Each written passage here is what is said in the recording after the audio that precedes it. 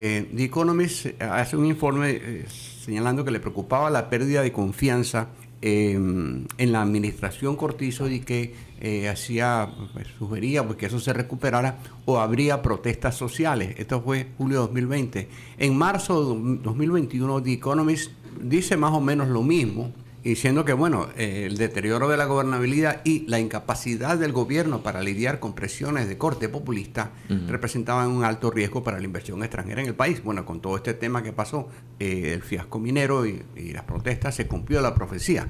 Entonces, pero yo creo que el tema, digamos, y un poco el trasfondo de lo que quise decir es que, de alguna manera... Hoy martes, como los martes se lo dedicamos a saberes, a través de la think tank Trinca Panamá, que recientemente estuvo presentando una revista bastante interesante, analizando muchos puntos importantes para el país. Personas con mucho conocimiento, con mucho bagaje, han participado y uno de esos lo tenemos acá al lado y es, por supuesto, ampliamente conocido en Panamá, consultor empresarial y laboral, el ingeniero René Quevedo. Gracias por estar aquí con nosotros en Radio Ancon nuevamente. Buenas tardes, Magdiel. Un placer estar acá. Saludos a la audiencia. Bueno, no podía pasar el tema económico desapercibido cuando se trata de temas importantes a abordar en el país. Usted estuvo participando dentro de este gran escrito que trata, digamos, los puntos más relevantes en el país. Y usted lo planteaba desde el punto de vista de gobernabilidad y cómo impacta esto en la economía. Sí. Tuve la oportunidad de contribuir a la primera revista de Trinca, donde se tocaron prácticamente todos los temas que son relevantes. El artículo que yo escribí, de alguna manera, se basa en lo que planteó Fitch cuando nos quitó el grado de inversión. Que si no han leído el informe de Fitch, conviene que lo lean, porque el informe comienza diciendo... palabras más, palabras menos, la pérdida del grado de inversión o la degradación de la deuda se debe al aumento de las presiones fiscales y de gobernanza agravadas por los acontecimientos ocurridos alrededor del cierre de la mina más grande del país. Esa fue la primera frase. Cierra el primer párrafo diciendo el cierre de la mina agrava las presiones fiscales y pone en evidencia los grandes desafíos de gobernabilidad que enfrenta el país, ¿no? La relevancia de esto es porque coincide con lo que había venido diciendo The Economist desde el 2020. En el 2020, en julio, si nos ubicamos en el tiempo y en el espacio, estábamos hablando de un año dentro de la administración Cortizo, plena pandemia. The Economist hace un informe señalando que le preocupaba la pérdida de confianza en la administración Cortizo y que sugería pues, que eso se recuperara o habría protestas sociales. Esto fue julio de 2020. En marzo de 2021, The Economist dice más o menos lo mismo, diciendo que bueno, el deterioro de la gobernabilidad y la incapacidad del gobierno para lidiar con presiones de corte populista representaban un alto riesgo para la inversión extranjera en el país. Bueno, con todo este tema que pasó, el fiasco minero y las protestas, se cumplió la profecía. Entonces, pero yo creo que el tema, digamos, y un poco el trasfondo de lo que quise decir es que, de alguna manera, nosotros, pues, habíamos perdido el trabajo, nos comimos los ahorros y estamos usando la tarjeta de crédito para hacer súper. O sea, ya había una situación, llamémosla así, fiscal complicada. Pero la referencia, porque no es el único punto en el informe donde Fitch hace referencia a la gobernabilidad, es el elemento nuevo. O sea, de acuerdo a Fitch, ponernos de acuerdo, mantener un país en paz va a ser clave, va a ser la clave para poder pues recuperar el grado de inversión, generar empleo y todo esto, ¿no? Con lo cual coincido. Tenemos, porque el tema de la potencialidad de conflictividad social no es solamente el tema minero. Tenemos el tema de la caja del seguro social, ¿no? Es decir, hay una situación, obviamente hay es un tema muy sensible, hay muchas pasiones de alguna manera, y creo que va a ser un reto, ¿no? O sea, independientemente de las posiciones de cada quien y con respeto, porque yo creo que es importante que claro, cada quien tiene, a lo mejor yo no opino igual que tú, pero siempre respetar el derecho, tu derecho de expresar tu opinión. Tenemos una realidad matemática, ¿okay? O sea, hay una, en la caja, el programa de IBM concretamente, no puede funcionar sin una viabilidad financiera. Vamos a empezar por ahí. Y esos son números. Al margen de, estos no son debates ideológicos, ni posiciones políticas, etcétera. Hay una realidad numérica que tenemos que mirar. Una, primero, obviamente, porque no estamos hablando de que es poca plata, es un montón de plata. Y nosotros, por otro lado, tenemos la tendencia a, no sabemos cuál es el problema, pero siempre sabemos quién es el culpable. O sea, esto no es un tema de buenos y malos, y ricos y pobres. Esto no es, digamos, culpa de, ¿okay? Es responsabilidad de todos.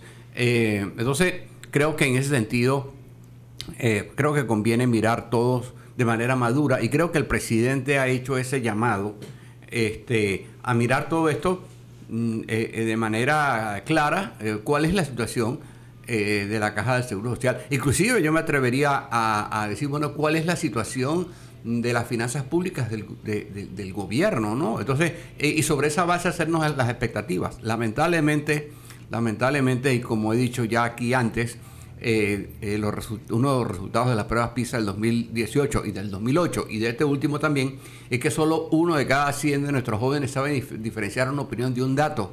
Es decir, los cuentos pesan más que las cuentas. Nosotros construimos narrativas de satanización y descalificación basados en consignas, basados en opiniones que no tienen nada que ver con la realidad. Entonces, y ciertamente mucho menos con data. Claro. Entonces, creo que en ese sentido la necesidad de buscar consensos, no nos vamos a poner de acuerdo, vamos a estar claros, ¿no? O sea, pero usted dice algo bien importante, no nos vamos a poner de acuerdo. Sí, o sea, de salida hay que entender esto, no es una cuestión de consenso. Que va a satisfacer a todo el mundo, no. Claro. No. Claro, okay. O sea, pero hay que tomar decisiones. Ajá. O sea, obviamente, y yo creo que es un tema, eso es lo que lo hace complejo, ¿no? O sea, porque creo que lamentablemente la gobernabilidad, un detalle que yo siempre uso, obviamente, para mí lo que no se mide no existe. Miren, en el 2012, ubiquémonos en el tiempo y en el espacio. Pleno empleo, el canal full, ¿okay? Se hizo un informe del PNUD llamado La Protesta Social en América Latina. En ese informe se documentaron 186 protestas callejeras acá en Panamá. Es el cuarto número más grande, el cuarto número mayor de protestas en Latinoamérica, por debajo de Argentina, Bolivia y Perú, países con poblaciones mucho más grandes. Entonces, la conclusión es que en ese momento Panamá era el país con la mayor conflictividad social per cápita de toda Latinoamérica, ¿okay? Muy por encima del resto del continente. 2012 estamos hablando. 2012, pero lo interesante es que las protestas no se radicalizaban. En el informe del PNUD señalaba que el país con la mayor tendencia a la radicalización de las protestas era Chile. Y bueno, ya vimos lo que pasó con Chile. Sin embargo, las protestas de julio de 2012 y de octubre del de julio del 2022 y otro de noviembre de 2023 cambiaron esa relativa pasividad de las protestas, se radicalizaron. Entonces, obviamente nosotros perdimos esa imagen de país pacífico, pro inversión privada, que hay que rescatar, ¿no? Entonces, creo que no solamente, como dije antes, está el tema del IBM, está el tema por ejemplo, la reducción de la planilla estatal, la reducción de los incentivos y los subsidios, el tema de Río Indio, ¿okay? Es un tema que va a traer potencialidad de conflicto social y tiene que ser manejado. Hay una especie de pasividad que percibo que es muy similar a la que se sintió cuando se hacía la negociación de la mina entre 2021 y 2022, en donde el tema se conversaba, pero no había ninguna manifestación muy más allá de lo que esperábamos sucediera, ¿no? Porque el tema de la discusión minera Sí. No es que se da a finales del año pasado cuando estallan las protestas. Sí. Hubo 2 años, digamos, de esa pasividad y de repente estalla, ¿no? Sí, claro, hubo una, obviamente, y fue motivado por, obviamente, la manera como el gobierno en ese momento lo manejó. Que disparó, pues, bueno, igual que ocurrió con el aumento de la tarifa del metro en Chile y la reforma fiscal que quiso hacer el presidente Duque en Colombia, sirvieron para galvanizar un movimiento. O sea, no fueron el detonante, más no el polvorín. Igual pasó acá. Entonces creo que es importante y yo espero que en esa discusión, porque va a haber que discutir el tema, que ya estamos viendo, la economía está en problemas. Yo no puedo eliminar 5% del Producto Interno Bruto, 14% de toda la inversión extranjera que hay en el país y 21% de toda la inversión extranjera que entró al país mientras tuvimos grado de inversión, de acuerdo a Fitch, y no va a pasar nada. Obviamente, perdimos grado de inversión. 1,5% de aumento en la tasa de desempleo, si se perdieron más de 31,000 empleos, lo cual le dio un impacto muy fuerte al consumo. Aumentaron las tasas de interés, aumentó la morosidad bancaria de 3% a 4,35% en un año, lo cual es preocupante. Ya Moody's, que es otra de las calificadoras de riesgo, advirtió de que esto es una tendencia preocupante. Entonces, independientemente de lo que se logre, lo que se discuta allí, lo que se discuta en la Caja del Seguro Social, lo que se discuta con respecto al tema del proyecto de Río Indio, que es otra necesidad absoluta que tenemos. Es importante que arribemos que se enfoque, y ahí le toca al gobierno enfocarlo bajo una estrategia de conciliación, una estrategia de construcción. Yo no puedo construir un país destruyéndolo. Esto implica de que vamos a tener que arribar a algunos consensos. No va a ser, obviamente, unas soluciones con las cuales todo el mundo vamos a estar de acuerdo, pero las decisiones hay que tomarlas. Y con respecto al IBM, que es pareciera ser la prioridad del gobierno, esto tiene que tomarse decisiones de aquí a diciembre. O sea, esto está encima. Esto es una decisión que se ha venido posponiendo por años y pateamos la pelota y la seguimos pateando. Pues no hay dónde patear la pelota. Entonces, se ha hablado del costo político, etcétera, todas las razones por las cuales, porque recordemos que aquí hubo un diálogo. Claro, y estamos hablando de un gobierno que ya lleva 2 meses, que afortunadamente no hemos visto esa explosión social, pero que le va a tocar tomar decisiones decisivas que se han venido postergando. O sea, no es que ahora empezaron de cero, no, empezaron con todos los problemas que no se pudieron atender, aunado pues al hecho de que el gobierno anterior solamente justificó su falta de acción producto de una pandemia. Correcto, sí, definitivamente fue un poco la estrategia del avestruz, el barco a la deriva, sin control, y ya no hay donde patear la pelota, y lamentablemente a este gobierno le toca bailar con la fea, le toca tomar esas decisiones que van a ser impopulares, y creo que eso requiere mucho manejo, y yo hago votos porque le demos chance. No, insisto, no es un tema de que vamos a estar todos de acuerdo, pero hay que tomar decisiones, sean las que sean que se tomen. Yo creo que ya el tiempo para los diálogos, etcétera, y estos diálogos de habla y habla pasaron. Ahora, tengo que preguntarle, da la impresión que lejos de todo lo que veíamos de los escándalos de corrupción, de la poca transparencia, que fue, digamos, una de esas premisas que desde afuera decían hay una percepción alta de corrupción en el país, ahora lo que miran los organismos internacionales, las calificadoras, es lo sensitivo de la situación, ¿no? Para evitar una explosión social, no tanto del gobierno hacia el pueblo, sino desde la población hacia la actitud que pudiera adoptar después de que el gobierno le toque tomar de esas duras decisiones que hay que afrontar. Sí, ahora, esto es como el perro mordiéndose la cola, ¿no? La capacidad del gobierno para poder tomar esas decisiones va a depender mucho de su credibilidad. Ok. Entonces, y creo, y honestamente, y yo soy el último, digamos, que estoy acá para defender al gobierno, que se está manejando mensajes directos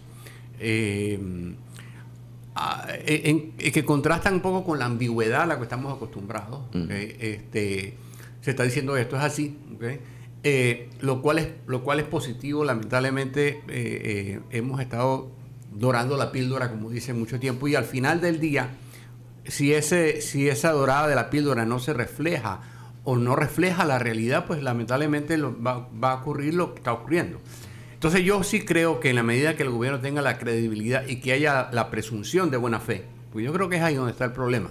El problema de toda negociación, y no esta, digamos en general, es cuando la otra parte, en este caso la ciudadanía, piensa que pues tú tienes una carta oculta allí, ¿no? Y yo creo que el gobierno está en el perfecto derecho, y creo que el deber también de decir, bueno, esto es lo que hay, ¿ok? Claro. Y con esto es que nos tenemos que manejar. A mí me preocupa que no se sepa la situación real de las finanzas públicas, y estamos tan empeñados en buscar culpables que no vemos cuál es el problema. Y veamos el tema de los benditos 500 millones esos que supuestamente se fumigaron. Señores, el 15 de febrero, ¿ok? El viceministro en aquel momento del MEF, Carlos González, anunció de que se habían descongelado esos fondos, que lo que los mantenía con una asignación, supuestamente asignado con un fin específico, era el contrato, que una vez declarado inconstitucional, eliminaba todo eso, así que eso pasaba a las arcas del Estado. Entonces, pero ahora pues de alguna manera surge la cuestión de dónde están los reales. Claro, pero es que había una venda, sí, porque la gente estaba embelesada en el asunto de las elecciones, sí, de la mina, luego explota el escándalo del IFARU, y claro, sí, tanto ruido que es difícil seguirle la línea, y ya había hasta yo me atrevo a decir, la gente estaba tan decepcionada del gobierno, sí, porque es lo que se escuchaba en la calle, y los resultados al final dieron la razón, sí, de que había una decepción total, sí, que cualquier acción era pues más decepción. Así que correcto, sí. Probablemente también pienso que pudo haber incidido ese tema, pero yo le tengo que preguntar, ingeniero, porque aquí hay algo bien importante, y es que Panamá está acostumbrada, muchas personas en Panamá están acostumbradas a que la respuesta, y una respuesta natural, cuando hay descontento popular, es salir a las calles. Sí. ¿Cómo se lidia con eso? Porque pareciera que no hay otra alternativa. Sí, es lamentable, porque en una economía donde el 70% de los empleos son presenciales, cualquier restricción de movilidad genera desempleo. Entonces es una contradicción, ¿no? Es decir, por muy genuina y digna que sea la causa, si yo restringo movilidad, alguien van a votar. O sea, y así pasó. Miren lo que nos hizo la pandemia, ¿no? Asumimos con 70% de los empleos presenciales, Panamá adopta las restricciones de movilidad más severas de toda Latinoamérica, y 407,000 trabajadores formales del sector privado perdieron sus empleos. Vemos lo que nos hizo las protestas estas de octubre y noviembre del año pasado, que por lo menos se fueron 50,000 empleos, ¿no? Entonces, y aparte de esto, nosotros pasamos de generar 24,000 nuevos empleos en septiembre de Mitradel a menos de 17,000 en diciembre. Entonces, hay un impacto directo, no solamente el tema de que, bueno, si yo tengo, por ejemplo, un restaurante y no llega nadie, por la razón que sea, obviamente yo no voy a tener ingresos. Pero aparte de esto, crea una sensación de desconfianza en el clima para la inversión privada. ¿Qué seguridad jurídica puede prometer un gobierno que es incapaz de abrir la calle, ¿no? Entonces, esto es ahora la pregunta entonces es, pero la gente no tiene otra opción sino cerrar la calle para que le presten atención. O sea, es problema, como dije antes, el perro mordiéndose la cola. Entonces creo que en la medida en que se establezcan estas vías de diálogo, vías para construir consensos, vías para poder identificar cualquier diferencia que pudiera motivar algún nivel de conflictividad, poder atacarla y buscarle soluciones en esa misma medida, y que haya credibilidad en las partes, ¿no? Porque el problema que hemos tenido es que si yo pienso, yo voy a sentarme a negociar contigo, y yo pienso que tú quieres hacerme trampa, pues obviamente yo voy a desconfiar. Entonces, no importa lo que digas, yo voy a desconfiar de lo que dijiste porque fuiste tú el que lo dijo. Entonces, tenemos que construir mucho en la confianza, Claro. mucho de alguna manera entender que o superar todo lo que hemos creado, porque si nos ponemos a ver, pareciera que hemos creado un entorno de delincuentes. Es decir, estamos rodeados de delincuentes, el gobierno, los empresarios, los sindicatos, todo el mundo. O sea, hay una desconfianza mutua, lo cual es un problema. Y esto ha sido advertido por organismos internacionales como el BID. Si yo no confío en otros ciudadanos, no confío en las instituciones, lamentablemente creo primero una sensación de zozobra muy grande y también, obviamente, esto me alimenta una sensación también de injusticia, porque todo lo que haga el gobierno yo lo voy a ver como, insisto, es la reafirmación de la imagen del malo que ya yo tengo, ¿no? Entonces, estamos ante una situación, y volvemos al tema de la gobernabilidad. Tenemos que, de alguna manera, tienen que establecerse algunas líneas al inicio, ¿no? Claro. ¿Cómo podemos, aparte de ganar confianza? Yo no puedo decir, bueno, confía en mí porque yo soy buena gente, ¿no? Eso es un proceso, pero ¿cómo podemos comenzar a trazar algunas líneas para construir buena fe? Eso es lo primero. Que logre confianza será resultado de que esa buena fe se reafirme o se desvirtúe con las acciones. Pero yo creo que tenemos que empezar porque ya nos llamaron la atención. Nosotros perdimos el grado de inversión por el problema de gobernabilidad, más que por las cifras mismas. Obviamente no estoy diciendo que estábamos volando, pero creo que, y lo estamos viendo, de que ese es el factor a superar. Me quedan 2 minutos, ingeniero Quevedo, hay mucho que hablar al respecto, pero quiero preguntarle, pareciera que todavía se ha alargado la luna de miel y el gobierno todavía sigue recibiendo buenos comentarios y aceptación en medio incluso de tanta incertidumbre que existe. Nada es perfecto, hay siempre disidentes y lo existirá siempre también.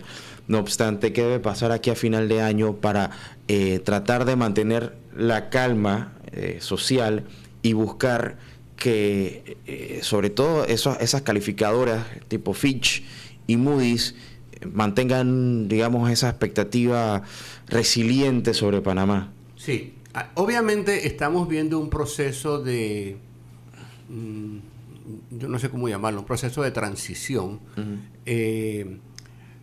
hacia una relación de trabajo entre el Ejecutivo y la Asamblea. ¿Por qué? Porque ya veníamos de el gobierno pasado es, obviamente, una relación negativa entre el Ejecutivo y la Asamblea. Y están habiendo ciertas escaramuzas, ¿no? A mí me preocupa, independientemente de las posiciones de cada quien, que se sepa cuál es la verdad, particularmente en materia financiera. ¿Por qué? Porque si no, como dicen, no hay nada más peligroso que un ignorante con iniciativa. Si yo no sé cuál es la verdad, si yo no sé cuál es la realidad, yo voy a estar respondiendo y legislando en base a pasiones, emociones, lo que me dijeron, ¿no? Y lamentablemente lo que no se mide no existe, con el mayor de los respetos. Entonces, en la medida en que todos partamos de la misma información, señores, esto es lo que hay, okay, aquí está, o sea, no, y esto no es culpa de nadie, pero sí somos todos responsables de superar esto. Yo creo que eso va a ser un primer paso. Estamos viendo, bueno, el tema de los auxilios económicos, el IFARO, estamos viendo el tema de la descentralización, estamos viendo, perdón, el tema de los pagos a los proveedores, que inclusive no se sabe cuánto se le debe. Se están pagando 877 millones en cuentas que se tienen debidamente documentadas, pero hay más, obviamente. Aquí hubo un desmadre administrativo y es muy probable que esa cifra sea mayor, ¿no? Así que yo espero que, digamos, en estas próximas semanas comencemos a trabajar en las cosas que van a resolver las situaciones y los problemas que tenemos, las prioridades. Independientemente, creo que ya las elecciones pasaron. Esto no es cuestión de decidir quiénes son los buenos y quiénes son los malos. Hay una realidad económica grave, ¿okay? Que se tiene que atender. Y eso parte por saber cuál es la verdad, ¿no? Y lo mismo digo con respecto al tema de la Caja del Seguro Social, el tema del agua. Así que bueno, yo creo que ese sería y hago votos porque eso ocurra. Claro, lejos de evitar ser optimistas, porque hay que serlo, hay que también tener los pies sobre la tierra y entender cuál es nuestra situación para no autoengañarnos. Me gusta esa frase de es peor tener a un ignorante con iniciativa, ¿no? Generando opinión pública que pueda distorsionar la realidad. Sí, yo digo que nosotros vivimos de ilusiones y morimos de desengaños, ¿okay? Tenemos que saber cuál es la verdad. Oiga, encantado como siempre de tenerlo acá con nosotros en Radio Ancon. Era el ingeniero René Quevedo, consultor empresarial y laboral, acompañándonos. Son las 4 de la tarde. Vamos a un cambio comercial más y volvemos en breve con nuestra segunda hora de Relax.